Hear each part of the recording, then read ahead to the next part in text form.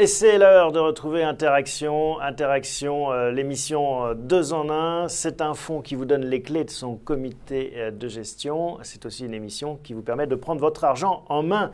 On a le plaisir de retrouver Hubert, notre analyste. Bonjour Hubert. Bonjour à tous. Et Thomas, notre gérant. Bonjour Thomas. Bonjour messieurs. On commence tout de suite, comme chaque semaine, par la rubrique Actualité.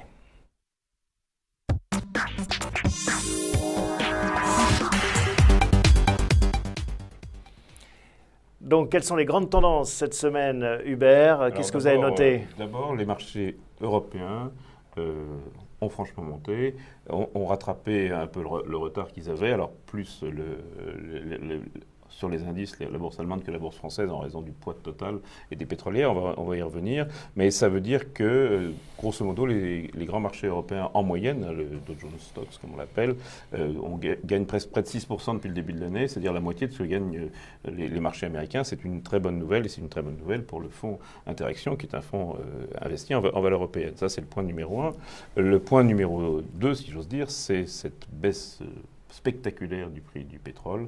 Plus de 70% de baisse, moins de 70 dollars le baril. C'était un peu inattendu. La réunion de l'OPEP n'a pas forcément apporté de grandes surprises, mais c'est vraiment un élément fondamental, et on va y revenir tout à l'heure, puisque c'est un des éléments de gestion du fonds. On en a parlé déjà dans les précédentes émissions. Le troisième point, c'est 1%. Alors c'est un symbole, 1% sur la dette à 10 ans française. Ça paraît absolument inouï. Alors on a une OCDE qui est inquiète pour l'Europe, qui dit qu'il faut repartir. On a un rapport qui a été remis au ministre de l'économie et des finances, ou des finances seulement, entre la France et l'Allemagne. Mais on pense qu'il faut faire quelque chose. Mais en attendant, c'est spectaculaire, menace sans doute de déflation, mais 1% et près de plus de 1% d'écart avec les taux américains. C'est quelque chose de Thomas, spécial. tout ça va dans le bon sens. Actuellement, on a les feux qui passent tous au vert. On va, sans jeu de mots, parce qu'on va reparler des feux, mais en effet, les taux d'intérêt qui baissent, le pétrole qui baisse, l'euro qui baisse, ça devrait profiter au marché en fait, le marché qui est un marché d'anticipation est en train de jauger et de juger cela. On est au début probablement d'un mouvement peut-être technique, mais en tous les cas, nous, on pense plus fondamental de reprise. Pour autant qu'on nous annonce d'ici quelques temps un quantitative easing un peu costaud, on connaîtra probablement le même sort que les marchés actions dans l'ordre américain il y a quelques temps maintenant, japonais depuis peu. Voilà, on sera un peu plus sûr de nos forces. On voit mal comment, pour reprendre ce que dit Thomas, la Banque Centrale Européenne et même les Allemands vont échapper à ce rachat d'obligations d'État par la Banque Centrale. Maintenant, c'est quelque chose dont c'est non seulement plus un tabou, mais c'est maintenant défendu par beaucoup. Donc ça, c'est une bonne nouvelle. Alors le troisième point, on est dans la politique monétaire, c'est la Chine. La Chine a donné un calendrier de relance monétaire, c'est spectaculaire quand même. Ça, Thomas, je sais que ça vous intéresse. Mais oui, parce que ce mouvement sur les devises que nous sommes en train de connaître est extraordinaire. On est en train de voir apparaître une troisième devise de négociation internationale. Je rappelle qu'il y avait déjà le dollar, pour ceux qui l'ignoraient. L'euro, malgré tout, si j'ose dire, et désormais le yuan. Les Chinois sont en train de rendre leur monnaie négociable avec une cotation digne de celle qu'on a dans nos grands pays. On aura désormais, ou d'ici quelques temps... Une parité qui évoluera qui sera fluctuante, exactement, qui relèvera des marchés, avec dans le même temps une Chine qui devient un pays de consommateurs. C'est un sujet qu'on a souvent évoqué ici, un pays de consommateurs qui a besoin de payer en yuan, puisqu'ils ont des réserves de devises par ailleurs, mais ils souhaitent payer en yuan pour que cette devise devienne une monnaie de négociation internationale. Avec l'exemple de LVMH, je crois. Alors ce qui est intéressant, oui, c'est qu'LVMH aujourd'hui est payé en yuan et accepte d'avoir de la trésorerie. Je trouve ça plutôt encourageant, et les grandes entreprises comme Schneider, dont on a parlé la semaine dernière, par exemple, vont aller exactement dans le même sens. Bon, et ça va dans le sens d'un plus grand équilibre entre les puissances économiques, ce qui n'est pas plus mal. Oui, la ronde des monnaies fait que l'économie mondiale est quand même tirée par les États-Unis, encore des très très bonnes nouvelles. Équilibre les choses et surtout construire un avenir, et un avenir très très différent. C'est ça qui est intéressant, notamment pour la gestion d'un patrimoine. Allez, on va passer à la rubrique tableau de bord tout de suite.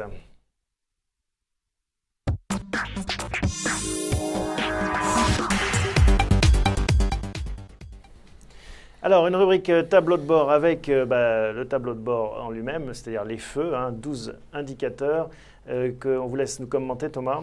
Eh bien, écoutez, nos indicateurs pour la deuxième semaine consécutive ne bougent pas. Alors, on voit les feux là qui vont s'afficher. Voilà.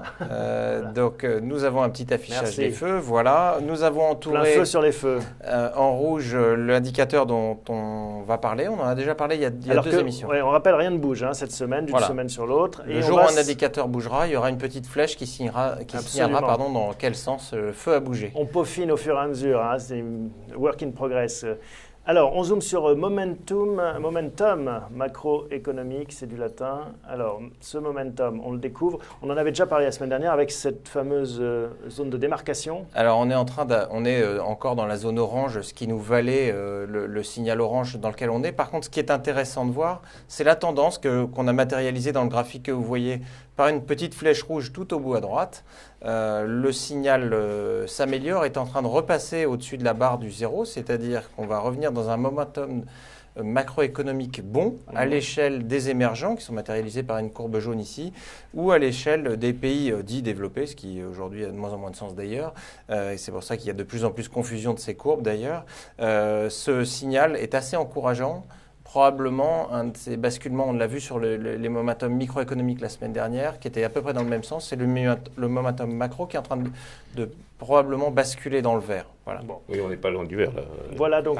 Et ça peut changer la conclusion, bien entendu. Voilà donc pour ce momentum. Et puis donc un petit zoom sur le pétrole. Vous nous avez rapporté ce graphique qui est très impressionnant. On voit ce décrochage qui enfonce là-bas en effet des 80. On teste les 70. Hubert le rappelait en introduction. Voilà. Pourquoi est-ce que on les a même enfoncés aujourd'hui? Pourquoi est-ce que c'est... Alors pourquoi c'est important? On l'avait mis dans nos grands thèmes macroéconomiques, des choses structurantes probablement sur lesquelles on peut s'appuyer quand on gère des fonds. Il y a des thèmes de temps en temps qui sont des thèmes ponctuels et d'autres qui sont des thèmes plutôt longs sur lesquels on peut s'appuyer, notamment parce que ça va conditionner l'achat de matières premières. Et quand vous avez des prix des matières premières qui baissent de 20%, c'est considérable dans un résultat d'exploitation et ça impacte tous les gros consommateurs d'énergie. C'est pour ça que je voulais qu'on matérialise cela. La tendance qui s'est installée depuis désormais 4-5 ans est une tendance lourde à la baisse. On peut aller où ? C'est toujours dur de parler du prix du baril. D'après moi, on peut aller sur un excès, parce que on a connu des excès à $140, donc on peut très bien en connaître à 60, voire à 50, ce qui, si on reprend les écrits il y a une année seulement, était totalement inenvisageable. Ça va vite. Total avait parlé de $200 le baril il n'y a pas si longtemps, il y a 3-4 ans.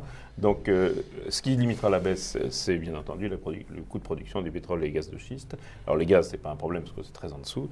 Sur les pétroles issus des gaz de schiste, en revanche, c'est ça qui limite la baisse. Et il y a une petite partie de poker menteur entre les majors et puis l'Arabie Saoudite, les producteurs de l'OPEP d'un côté, et puis de l'autre côté, les producteurs de pétrole via le gaz de schiste. En revanche, gros trouble aujourd'hui, évidemment, sur la Russie. C'est-à-dire, là, pour le coup, le yuan est en train de devenir une devise et le rouble est en train de perdre ce statut. Le rouble, on en a parlé, il est en train de s'effondrer. Et dans le même temps, la Russie est en train de perdre une source de revenus, de recettes non négligeables. Et je pense qu'il ne faut pas trop jouer et appuyer sur la tête de M. Poutine, ni au travers de l'humiliation. Il va falloir proposer une porte de sortie pour éviter un problème géostratégique cette fois-ci. Bon, alors malgré tout, on reste en mode 3, la météo, malgré justement ces taux qui baissent, cet euro qui baisse, ce pétrole qui baisse. Pourquoi est-ce qu'on reste en mode 3 alors toujours parce que nos indicateurs n'ont pas bougé, ce qui me rassure sur le fait que ça ne bouge pas en termes de météo. Dès lors qu'on y verra un peu plus clair en macroéconomie ce qui est en train de se passer, qu'on constatera dans les cours des entreprises sur le microéconomique que les résultats d'exploitation s'améliorent, tirés par les effets devises, en tous les cas en Europe, et par les effets des coûts de l'énergie, eh bien, on sera probablement amené à passer un mode 1 ou un mode 2 assez rapidement, à vrai dire. C'est une des attentes qu'on a pour le moment dans un futur assez proche. Alors dans le tableau de bord, il y a quelque chose qui frappe, c'est la dynamique des corrélations, comme vous l'appelez, c'est-à-dire le fait que les gens achètent et vendent sans regarder, qui reste rouge, mais c'est peut-être en train de changer, notamment à cause du pétrole, à cause du dollar. Voilà, c'est probablement en train de changer, et ce qui permettra à nouveau d'être différenciant dans le choix des valeurs et probablement de rentrer de nouvelles valeurs dans notre fonds. On en parlera dans la gestion un petit peu plus loin. Alors, on passe tout de suite à la performance d'Interaction.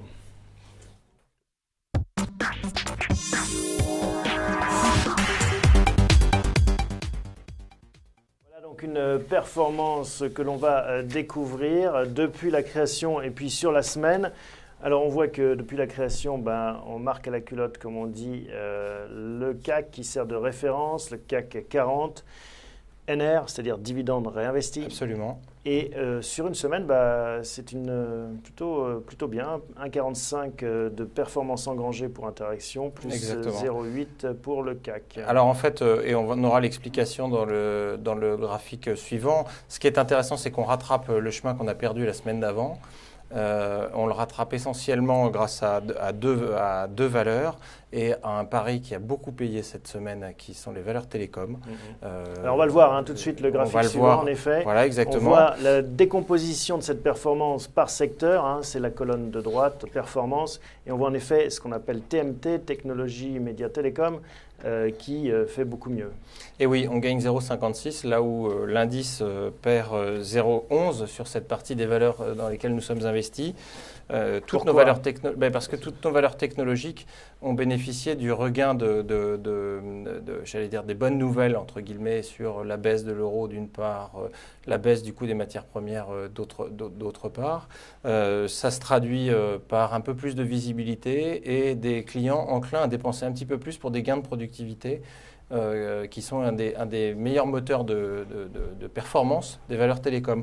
D'où l'importance de cette progression. On voit aussi l'importance du choix valeur par valeur sur ce graphe, puisqu'on voit que dans ce qu'on appelle les défensives, qui ont morflé cette semaine, qui n'ont pas participé à la hausse, d'ailleurs elles ont une contribution négative dans le CAC 40, le choix des défensives fait que, en revanche, pour Interaction, la performance est positive. Donc ça, oui, alors je me souviens d'une petite discussion la semaine dernière où on m'a dit EDF et GDF, c'est pénible. Il y en a trop, sauf que cette semaine, c'est le principal moteur qu'on retrouvera tout à l'heure de performance, en tous les cas pour ce secteur. Exactement. Ce sont des choses qui arrivent. Et là, ça arrive dans le bon sens et c'est tant mieux. C'est l'intérêt parce que ça bénéficie, et surtout aux porteurs de parts, c'est quand même l'essentiel de notre métier. Exactement, et c'est le principe d'un comité de gestion, c'est l'échange des points de vue, les confrontations, et après, une décision qui tombe. Si on regarde toujours ce graphique, en effet, du portefeuille avec le poids, le potentiel, on voit qu'en termes de poids, donc on est investi à 97, même un peu plus, donc on était parti il y a un peu plus d'un mois à 90, donc on est presque à 100%. Oui. Alors, il n'y a pas 100% de CAC exactement, là, donc je ne sais pas, c'est parce que... Alors, il n'y a pas 100% de CAC parce que dedans, on compte le dividende réinvesti en cash pour que les gens identifient bien ce que pèse le cash des dividendes distribués du CAC 40. Donc, vous verrez à mesure qu'on avance dans l'année que ce poids va augmenter et à la fin de l'année, il sera réinvesti au prorata des pourcentages de détention du CAC. Et un potentiel, c'est la deuxième colonne qui repasse devant celui du potentiel du CAC. Alors qu'au départ, il était peut-être un peu derrière. Alors, juste rappeler ce que c'est. Parce que, oui, alors le potentiel, encore une fois, la moyenne des observations sur le portefeuille multipliée par les pondérations, donc c'est pondéré du poids des actions détenues, objectif de cours. Les objectifs de cours fois le pourcentage. Exactement, détenu. Et on additionne tout cela, et puis on trouve 8,78% en rouge dans cette colonne du milieu que vous voyez, contre, pour une même observation des titres, un potentiel de 8. Ce qui est intéressant dans ce qu'on a connu là, c'est que la révision des objectifs depuis une semaine d'un certain nombre d'analystes qui nous sont parvenus nous a amené à augmenter le potentiel des titres alors même que nous étions en train de battre l'indice. Donc les titres qu'on a choisis, grâce probablement, et en tous les cas c'est ce qu'on a analysé au thème macro qu'on a traité, énergie, je le rappelle, et devises, eh bien ça paye, et y compris dans les révisions, ce qui est le plus important pour nous, c'est l'avenir qui nous intéresse bien entendu. Ce qui veut dire qu'aujourd'hui, bien qu'on soit en mode 3, c'était relativement prudent, le portefeuille est plus offensif que le CAC 40 sans avoir plus de risques. Exactement, on a une volatilité inférieure. Alors voilà ce qu'on pouvait dire sur cette performance. On passe tout de suite au gros de cette émission, la gestion à proprement parler.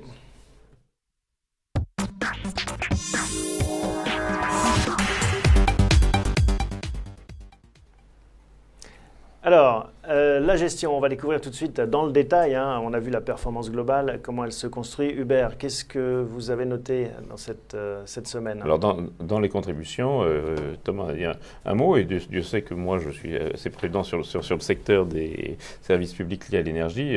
GDF et EDF sont des très gros contributeurs, comme on le voit sur le graphique. Et donc, ça c'est le point numéro 1 de contribution vraiment très positive. Les banques, ça monte, ça baisse, c'est vraiment agité, mais on fait aussi bien que le secteur, ce qui est pas mal sur un secteur qui a remonté cette semaine. Alors, on peut discuter de l'exposition du secteur en général. L'allègement de Sanofi est quelque chose moi, on paye aujourd'hui, mais c'était plutôt une bonne nouvelle. J'avais compris qu'on vendait Sanofi l'intégralité de la ligne la semaine dernière. En fait, on n'a pas tout vendu. On a juste allégé, on est passé de 5% à 3 et quelques. Exactement, il nous en reste encore 3%, on en avait plus de 5. Ouais. On l'a allégé dans un premier temps. Une des décisions de la semaine dont on parlera, c'est de tout solder. Pour être clair. Donc sortir définitivement. Sortir définitivement. Donc la semaine prochaine, il n'y aura plus de Sanofi en portefeuille. Non, il n'y aura plus de Sanofi en portefeuille, mais on retrouvera dans les contributions annuelles et pas hebdomadaires, on retrouvera dans les contributions annuelles l'opération qu'on a fait sur Sanofi, bien évidemment. Autrement, il y a Total. Ce qui est important, c'est de noter quand même la très expositions à Total, puisque Total fait plus de 10%, même si ça a dû baisser aujourd'hui, de l'indice, quand on en a moins de 3% dans le portefeuille. Ce qui veut dire que bien que ça baisse, la contribution relative par rapport au CAC 40 est quand même très positive. Parce que la semaine dernière, donc souvenez-vous, on avait décidé de vendre Sanofi, donc on le fait finalement par étapes, une demi-ligne cette semaine et on le sort complètement la semaine prochaine. Et Schneider qui est rentré à la place, 3,86% de Schneider. Schneider qui se comporte offensif, pas trop mal.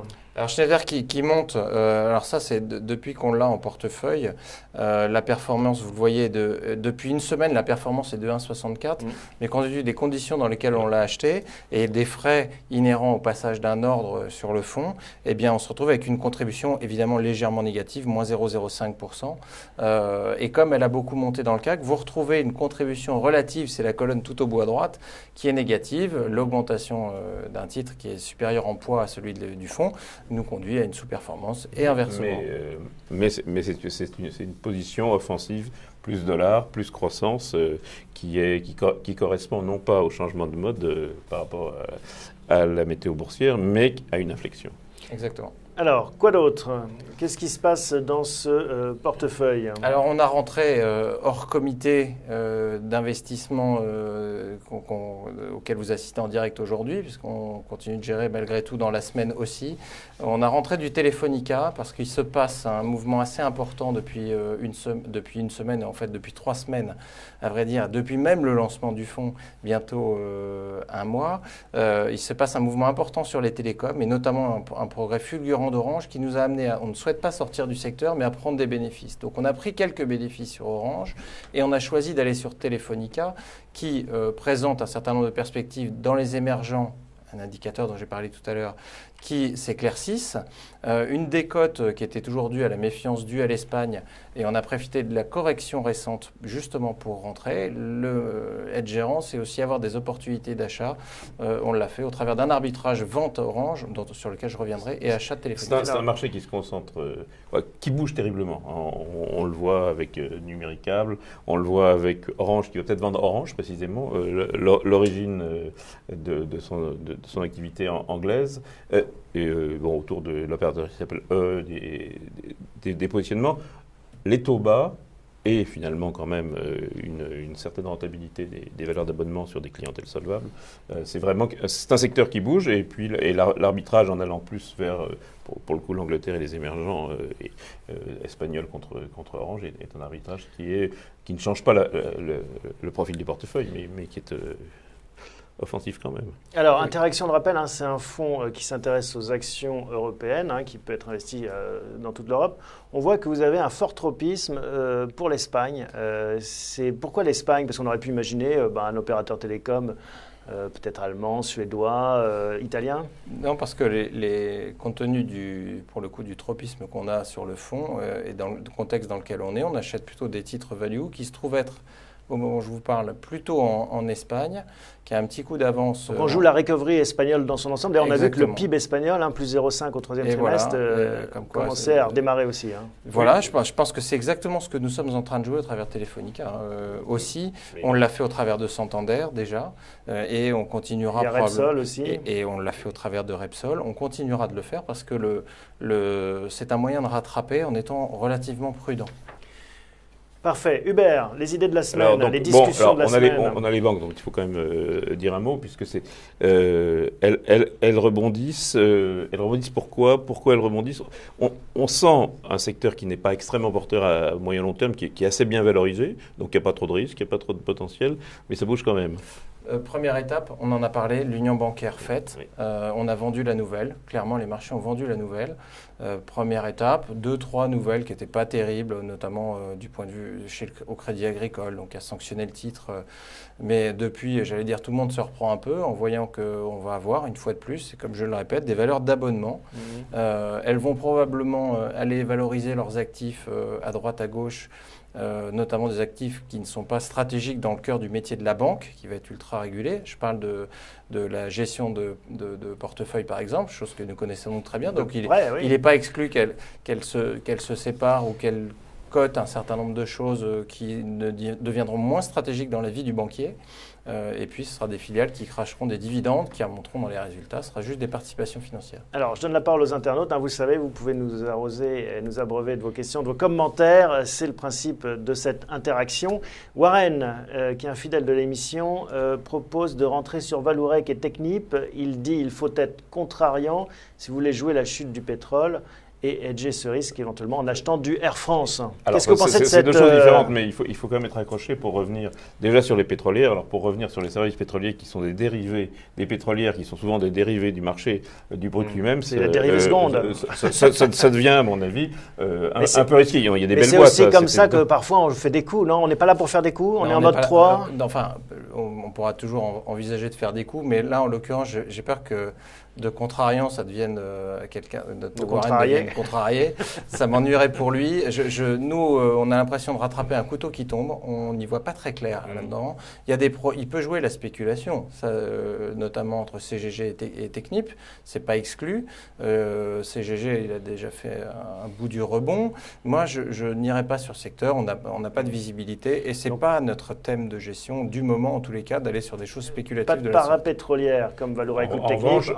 En revanche, quand on voit cette semaine, là je prends les principales variations hausses de la semaine. On a Zodiac qui est une valeur pétrole, on a Air France qui est une valeur pétrole, on a Arkema qui est une valeur pétrole et coût de l'énergie. Donc des anti-valeurs pétrole, en fait, elles sont décorrélées, corrélées à l'envers. Mais ce n'est pas non plus une surprise de voir parmi le troisième contributeur du portefeuille cette semaine, Airbus, qui est une... mais Air France, Airbus peut difficilement faire le contraire d'Air France. Alors Air France, c'est plus spéculatif.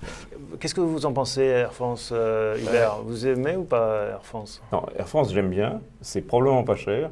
Mais on a une mauvaise nouvelle tous les 3 mois. Là, Noël arrive, il va y avoir une grève.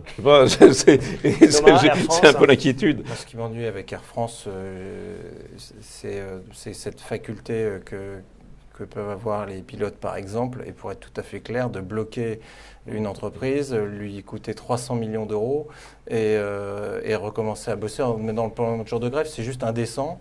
Je trouve, pour autant, notre métier, c'est de gérer. Alors, est-ce que c'est intéressant d'avoir de l'Air France aujourd'hui? Moi, tant que une équipe à l'intérieur de l'entreprise, par ailleurs actionnaire, se permet de coûter 300 millions d'euros aux autres actionnaires, ça me pose un vrai problème, à vrai dire. On a appris cette semaine que Air France couvrait une partie de sa participation dans Amadeus, le système de réservation.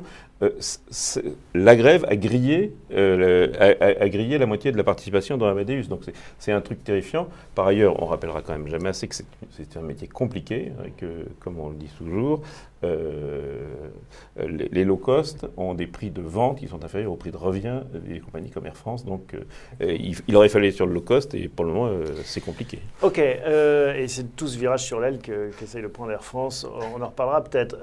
Donc alors les idées de la semaine. Alors autrement, quoi cette semaine, il y a quand même un élément important. Alors il est un peu dans le présent portefeuille. C'est la possibilité que peut-être on arrive un jour à vendre le Rafale.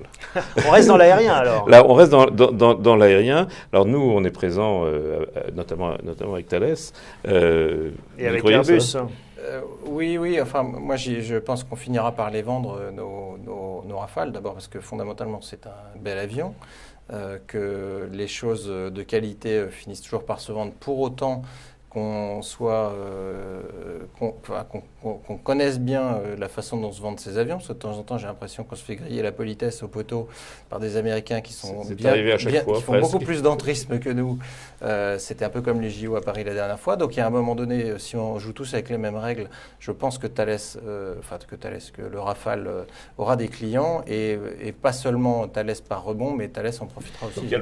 Parce que Thales équipe les Rafales, une partie de l'électronique, de défense. Safran, Dassault Aviation, bien entendu. Le problème, c'est le problème de livraison du Mistral à la Russie, où aujourd'hui, commandé à la France, on se demande si c'est bien sérieux. Tout ça pour nous dire quoi? Est-ce qu'il faut acheter du Dassault Aviation? C'est ça l'idée derrière? Ça pourrait être amusant, mais c'est un dossier très compliqué. Plutôt moi j'attendrai un petit peu, qu'on y voit un peu plus clair. La première commande sera peut-être le catalyseur. Je vous rappelle qu'on avait souvent dit qu'il fallait des catalyseurs et peut-être que ça peut être... déclencheurs. Voilà, exactement, des déclencheurs et peut-être que ça peut être un déclencheur. Justement, une commande comme celle-là, un bon signal de confiance du consommateur dans le produit. Alors autrement, je reviens sur une valeur dont on a parlé, qui est Accor. Donc jouer, comme on l'a déjà dit, la reprise américaine, la numérisation, une stratégie de numérique et de cartes de fidélité. Ça fait plusieurs fois que vous nous servez Accor. Et Accor, c'est une valeur qui est favorisée quand même par le fait que le dollar soit pas cher et que finalement l'économie, alors c'est pas tout le monde, mais les gens peuvent aller dans les restaurants, dans les hôtels Accor. Alors Thomas, est-ce qu'il y a un catalyseur sur Accor? Parce que ça fait plusieurs fois qu'Hubert pousse pour qu'on fasse rentrer Accor en portefeuille. Alors Accor, on en avait parlé, on l'a dans notre spectre. Nous, sur le radar. Dans le radar, on attendait le catalyseur. Ce mouvement sur les devises en est probablement un, à vrai dire. Ils seront un peu touchés aussi par l'énergie. Ils seront touchés par tout ce favorablement, vous voulez dire? Plutôt favorablement, oui, ça impactera un certain nombre de choses chez eux. Donc moi, je suis plutôt optimiste sur Accor et on va probablement en acheter, c'est pas probablement, on va en acheter cette semaine une première ligne d'environ 2%. 2% d'accord. Voilà, on va acheter 2% d'accord. On a des PE qui sont relativement attrayants. On a un Sébastien Bazin. Oui, j'allais vous demander le nouveau management, s'il vous plaît. Pour la première fois depuis longtemps, le conseiller est devenu le payeur. C'est-à-dire que celui qui avait beau dos de mettre une pression monumentale sur ses actionnaires est devenu l'opérationnel. Est devenu l'opérationnel. Et a priori, il est en train de réussir sa mission, ce qui, on est tous très contents. C'était Colony Capital, le patron de Colony Capital. C'était le patron de Colony qui devient patron de avait pris les actions d'Accor, qui mettait la pression pour vendre les murs notamment, voilà, chose qu'il ne fait pas lui en tant que... Il différencie quand même les métiers, c'est-à-dire qu'on a une présentation, ne serait-ce financière, chacun a son métier. Il y a les murs et des loyers et il y a l'exploitation hôtelière. Voilà. Mais il n'a pas vendu encore. Pas encore. Vous pensez qu'il le fera? J'en sais peut-être à des institutionnels qui vont avoir besoin de rendement. On en parlait tout à l'heure avec des rendements des emprunts d'État à 1%. Il va falloir une diversification des institutionnels. Peut-être qu'ils iront sur une partie de l'immobilier du groupe. Mais on a l'impression qu'il est moins pressé de vendre, en tout cas depuis qu'il est patron du groupe, et plus seulement actionnaire. Les banquiers aiment bien quand même avoir les murs. Quand vous êtes en phase de restructuration, et un des catalyseurs aussi dont j'ai oublié de parler tout à l'heure, ça va être les free cash flow. Dès lors que les free cash flow vont commencer à remonter, le pari sera là. Et là, il pourra réfléchir peut-être à solder ou à vendre quelques murs. Bon, donc on prend 2%, une ligne de 2% par rapport à notre portefeuille, d'accord. Est-ce qu'il y a d'autres dossiers sur le radar? Est-ce qu'on fait rentrer des dossiers sur le radar? Bon, moi, je regarde un peu Kering, qui est l'ancien PPR, parce que... il est bien placé dans une reprise qui commencerait à se dessiner sur, on va dire sur des classes moyennes, ce qui est notamment le cas aux États-Unis. Les grands leaders, LVMH, Richemont, donc Hermès, le très très grand luxe, est déjà bien payé. Kering, donc Gucci notamment, puisqu'il y a des problèmes avec Puma en revanche. Il y a des rumeurs de vente de cession de Puma qui Puma, reviennent. Puma, c'est pas du luxe. Ils ont essayé de nous le vendre quand ils ont acheté Puma précisément. Le management nous a dit mais on achète une valeur de luxe. Puma, c'est pas du luxe. Puma, c'est un concurrent de Nike et d'Adidas. Mais en revanche, Kering est peut-être... Là, je sais ce que même, pour parler avant Thomas, on n'a peut-être pas encore le catalyseur, mais on est sur une partie du luxe qui est plutôt en retard. Sur la partie la moins chère du luxe. Voilà. Mais à cause ou grâce à Puma, faudrait le vendre, ce Puma, finalement? Mais je ne C'est sais une pas, mauvaise parce pioche. que ce qui est important, c'est de savoir ce qu'on fait de l'argent, en fait, pour être clair. Soit l'argent est bien employé dans Puma et l'actionnaire sera content. Bon, des Usain Bolt qui vous font remonter les ventes, il n'y en a pas tous les ans. Donc, il n'y en a pas dans tous vos comptes de résultats. Il faut le rattraper, ce qui est loin d'être simple. Donc, moi, je crois surtout, et plus sérieusement, ok, très bien, mais qu'est-ce qu'on en fait? On a vu une politique de rachat de petites marques, au sens chiffre d'affaires du terme, hein, d'horlogerie. Ils se positionnent tous pour faire derrière des ventes assez importantes dans les pays émergents. C'est intéressant, c'est très margé. Si effectivement ils nous annoncent des rachats d'entreprises de ce genre, à forte croissance, ce sera intéressant. Ce sera peut-être un catalyseur. Aujourd'hui, c'est le moins cher peut-être du luxe, mais ça reste le luxe que j'estime moi trop cher compte tenu de la croissance que nous connaissons en ce moment, notamment dans les émergents. Donc, niet sur Kering, on n'y va pas, en tout cas pas maintenant. Non, mais on l'observe. Elle est dans la base de données. D'ailleurs, je vous communiquerai la prochaine émission. Je vous montrerai cette base de données avec tous les titres, les façons qu'on a de les mesurer. Il y en a combien dans la base? Il y a 120 titres dans la base. Pour un peu moins de 30 en portefeuille. Exactement. Alors, Hubert, d'autres idées? Alors moi, je m'interroge, c'est pas tout à fait la première fois non plus, sur notre présence dans l'automobile. Donc on a Faurecia et Renault, et donc on peut avoir Michelin. Moi j'aime bien Michelin, mais alors Michelin, il y a du plus. Hein, c'est le fait d'être sensible quand même aux achats de matières premières, donc bêtes et achats. Mais Michelin est cher, alors là pour le coup, et il faut qu'il nous prouve qu'il est capable de profiter d'une reprise. Et on attendait Michelin sur les produits sur lesquels il marche beaucoup, notamment les pneus de camion. On a eu une déception. Ça a un petit peu assommé le titre, enfin assommé, n'exagérons rien, mais en tous les cas, ça a pesé dessus. Et la baisse du prix des matières premières pour Michelin, il faut s'en méfier parce que ça rend les low cost qui ont des volumes beaucoup plus importants, encore plus agressifs. Et Michelin a du mal à s'ajuster en même temps que les autres. Donc certes, ils baissent leur prix, mais moins rapidement que les low cost. C'est un peu la même problématique qu'Air France, en fait. Exactement. Oui, enfin, ça revient... En termes de positionnement. Il n'y a pas de pilote. Ça se paye très cher. Ouais. Sur l'automobile... Il y a un Michelin pilote, pour le coup, qui est un pneu de voiture de compétition. Mais en l'occurrence, ça ne suffira pas à redresser les comptes de Michelin. En tous les cas, à jouer la dynamique qui nous intéresse pour le fond. Parce que c'est à cela. Il ne s'agit pas de dire Michelin, c'est bien ou c'est pas bien. C'est une entreprise extraordinaire. En revanche, ce n'est pas le moment, de notre point de vue, de la rentrer en portefeuille. Alors, elle fait partie des titres observés. Et donc, sur l'automobile en général, les choix sont très marqués. Faurecia, qui n'est pas le plus gros, donc qui est un choix assez offensif. Et Renault, qui est moins offensif que Peugeot, mais plus que Volkswagen. Hein. Donc, intéressant, voilà. Faurecia, c'est aussi un peu du Peugeot, indirectement. Oui, enfin, je pense que le métier, il n'est pas exclu qu'un jour un équipementier rachète un groupe automobile au rythme où vont les choses, puisqu'ils sont en train de proposer tous les services de tablettes, de systèmes embarqués, de surveillance. Ils sont en train d'avoir une valeur ajoutée quasiment plus importante que le fabricant de l'automobile lui-même. C'est quand même compliqué de concurrencer ses clients hein, quand vous êtes équipementier et que vous créez votre propre marque, non? Je pense qu'on aura des surprises sur ces entreprises qui sont vraiment des entreprises à beaucoup plus forte valeur ajoutée qu'on ne pense. Les centres de R&D, ceux de Valeo comme ceux de Faurecia, sont extrêmement actifs. Et on serait surpris par le nombre de brevets déposés par ces deux maisons. C'est une chaîne de valeur qui est inversée d'ailleurs. Hein. Souvent, c'est les prestataires qui sont plutôt tenus par les commanditaires. Oui, et là, on voit que c'est eux qui ont le pouvoir. Très gros prestataires. Valeo ou Faurecia. C'est comme Nestlé. N'oublie pas de serrer le kiki. Comme Nestlé dans la distribution. Mais en fait, les groupes automobiles, ce sont des assembleurs. Ce qu'ils font, c'est qu'ils fabriquent l'automobile, ils en font le marketing, ce qui est presque le plus important. Mais ils assemblent des choses qui arrivent. Apple fait la même chose. Hein. Et là, ça marche bien. Oui, il faut avoir le client final, c'est vrai, mais pas seulement. Alors, dernier point peut-être. Ouais. On s'est interrogé déjà il y a 15 jours sur Altran. Altran, est-ce que c'est le bon vecteur pour jouer en fait? Alors, on va revoir le portefeuille.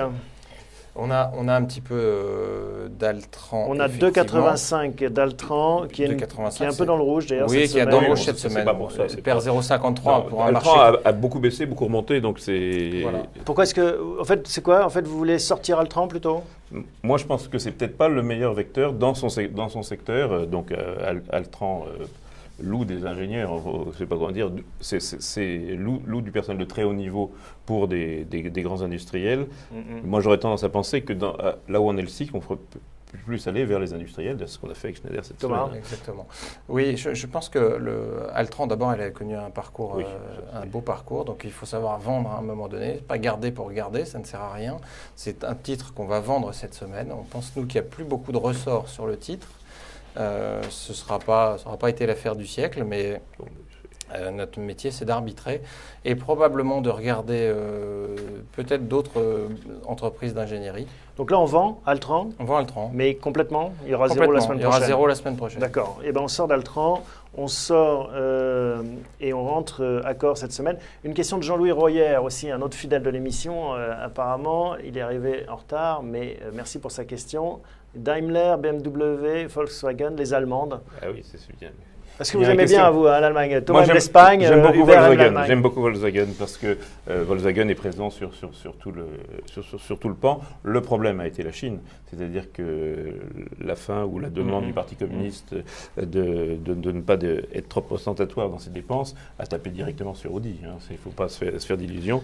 Mais ça reste une valeur d'une qualité absolument inimaginable. Attendons la confirmation sur ces grands groupes chers aujourd'hui. Attendons la confirmation de reprise mondiale, même si elle est en dessous de ce qu'on a connu jusqu'avant. Je rappelle que dans un contexte de taux zéro et sans inflation, tout signe de croissance est un signal acheteur pour toutes les entreprises industrielles. Donc c'est de mon point de vue quelque chose qu'il faut regarder. On peut regarder les groupes automobiles français. Renault fait un parcours remarquable. On peut regarder Peugeot aussi en se souvenant qu'il n'y aura pas de distribution de dividendes sur Peugeot. Ce n'est pas une culture chinoise que de distribuer les dividendes. Ils laissent le cash à l'intérieur de la maison. Mais il va y avoir un retour de l'actionnaire chinois. Ça va booster à un moment quelconque. J'en suis persuadé. Et c'est pour ça que je dis que plutôt que d'aller sur ces groupes-là, regardons plus volontiers Renault et même Peugeot dans ce contexte. Parfait. Bon, voilà ce qu'on pouvait dire cette semaine. On résume. Donc, on a rentré un peu de Telefonica. On va sortir en partie d'Orange. Exactement, on va prendre des bénéfices sur Orange. Ne pas oublier dans la gestion... Mais on en garde un peu, on ne vend pas tout. Hein. Non, on était à 5%, on est monté à 5,30%, on va passer à 4% parce qu'on a fait une partie du chemin qu'on attendait sur le titre. Donc ça, c'est important de prendre ces bénéfices dans notre métier. On sort, en revanche, complètement cette fois-ci, on l'a fait en 2 semaines et pas d'un coup de Sanofi. On rentre sur Accor, 2%, et on va également vendre Altran. Absolument. On a tout dit ? Merci messieurs, merci à vous de votre fidélité. On se retrouve la semaine prochaine, même endroit, même heure.